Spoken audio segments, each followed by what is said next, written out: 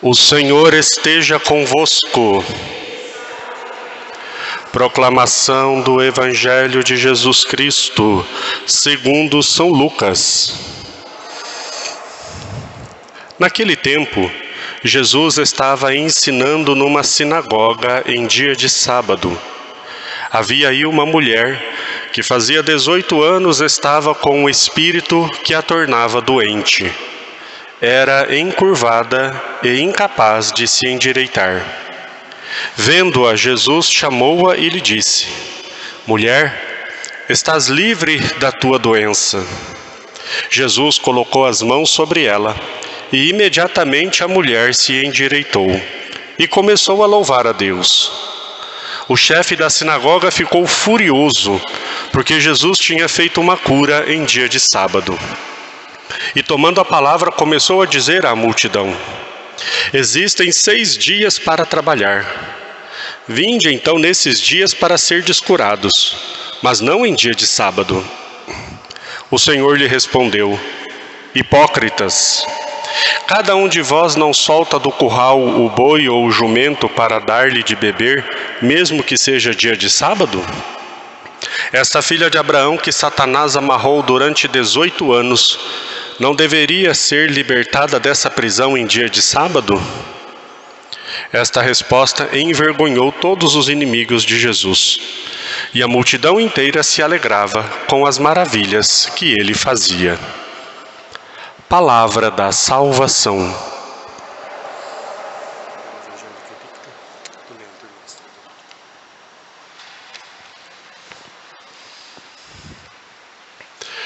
Ó Maria concebida sem pecado.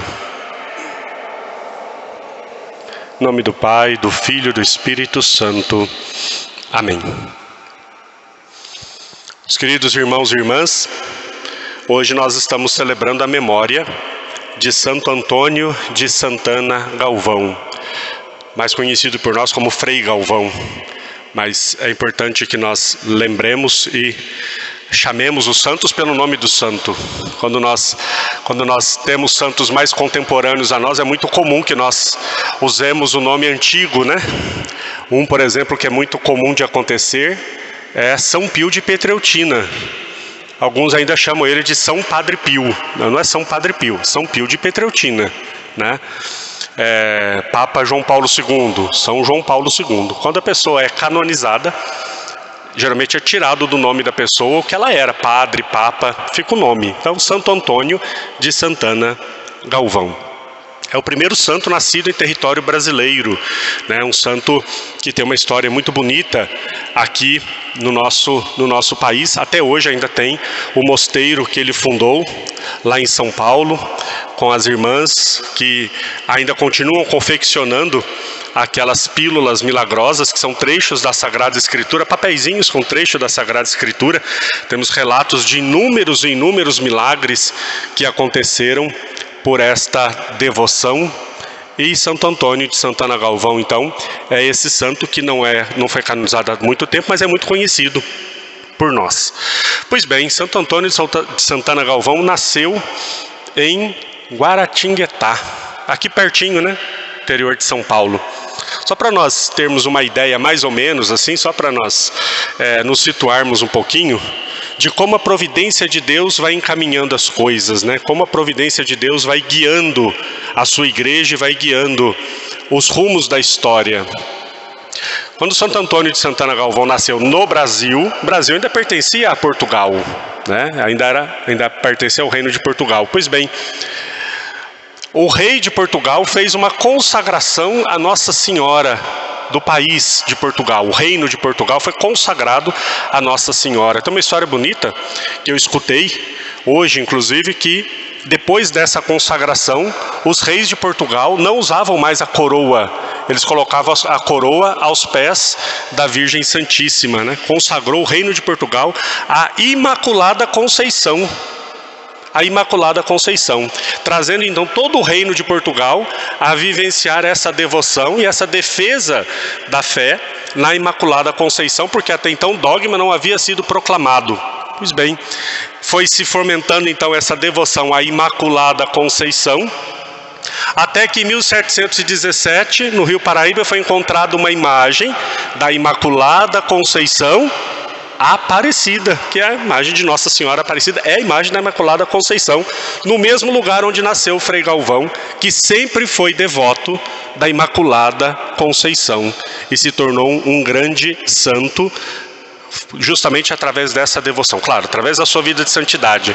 Mas tem uma história que Santo Antônio, ele fez sua consagração à Imaculada Conceição, escreveu a sua consagração e assinou com o seu sangue. Assinou com o seu sangue a consagração à Imaculada Conceição. Então veja como a história vai se desdobrando e nós percebemos que talvez aquilo que para alguns é algo muito simplório, muito simples, né, como a nossa fé na imagem de Nossa Senhora Aparecida, a nossa fé que nós estamos debaixo da proteção de Nossa Senhora, é algo que efetivamente nós vemos na vida do santo, que se tornou a fonte de sua santidade, que se tornou de fato um fruto muito precioso. Qual é o maior fruto que a igreja produz? Os santos, né? Os santos. A devoção à Virgem Santíssima produziu um grande santo, um santo entre nós. Então por isso, quando nós celebramos dia 12 passado, com tanto amor, com tanto fervor, e aqui Catedral nós tivemos uma experiência muito bonita. Nós tivemos 3 missas e as 3 missas lotadas com pessoas que vieram manifestar a sua fé, o seu amor e o seu carinho à Imaculada Conceição Aparecida. Nós vemos que não é algo que está desconectado da fé da igreja, não é algo que está desconectado com os frutos, como eu disse, que é a própria santidade no centro da igreja. Então, que esse santo seja para nós essa alegria de percebermos que o nosso país está, sim, debaixo da proteção da Virgem Santíssima. Ainda somos consagrados à Imaculada Conceição de Nossa Senhora. Pois bem, então hoje é o dia desse santo, né? Bom depois nós aprofundarmos, lermos um pouco mais, procurar na internet, né, alguma coisa para aprofundarmos um pouco mais na história desse santo, que é um santo nosso. E o evangelho de hoje, Jesus, então, faz essa cura em dia de sábado. Claro que o chefe da sinagoga fica muito bravo, mas aqui é interessante nós percebermos, e eu falava na homilia de ontem, quando o relato daquele cego que foi curado em Jericó, que nós precisamos ver esse evangelho também, como vimos o de ontem, de uma forma que nós nos identificamos com aquele que é curado. Quem é a mulher que é curada no evangelho de hoje? É aquela mulher que estava aprisionada por uma doença espiritual. O texto deixa bem claro, Jesus também deixa bem claro, o demônio acorrentava esta filha de Abraão por 18 anos, ela tinha uma doença espiritual, e essa doença espiritual causava nela um efeito físico. Ela ficava encurvada. Qual é o sentido de ver uma pessoa que está aprisionada pelo demônio, por uma doença espiritual que o torna encurvado? A condição do ser humano, a condição da humanidade depois do pecado original. Nós nos tornamos escravos do pecado, escravos do demônio, nos tornamos encurvados, ou seja, incapazes de olhar para o céu, incapazes de voltar para a nossa pátria, incapazes de nos colocarmos na postura de filhos de Deus. E aí vem então o Filho do Homem, vem Jesus, o Salvador que se faz um de nós, para endireitar o ser humano, para colocar o ser humano de volta na sua condição de filhos. E qual é a questão? A questão é quando nós ainda continuamos fazendo a opção de nos tornarmos encurvados. Encurvado significa olhando para as coisas deste mundo, olhando para as coisas que estão aqui neste mundo, né? Com os olhos fixos nas coisas desse mundo, apegados às coisas desse mundo. Essa é a imagem de quem olha para baixo, né? De quem coloca toda a sua esperança, de quem coloca todo o seu tempo, toda a sua energia, todo o seu empenho nas coisas deste mundo, né? Se torna uma pessoa encurvada, não é capaz de contemplar o fim último de cada um de nós, que é a eternidade. Nós somos feitos para a eternidade, nós somos feitos para voar alto. Eu me lembro de um trechinho de uma palestra que eu ouvi de Dom Henrique Soares, um grande bispo, e dizia: nós somos feitos para voar altos como águia, mas ficamos ciscando como galinhas. Nós somos feitos para o alto, mas ficamos apegados às coisas sujas deste mundo. Que nós nos lembremos da nossa vocação, que nós nos lembremos do que Deus fez por nós em Jesus Cristo.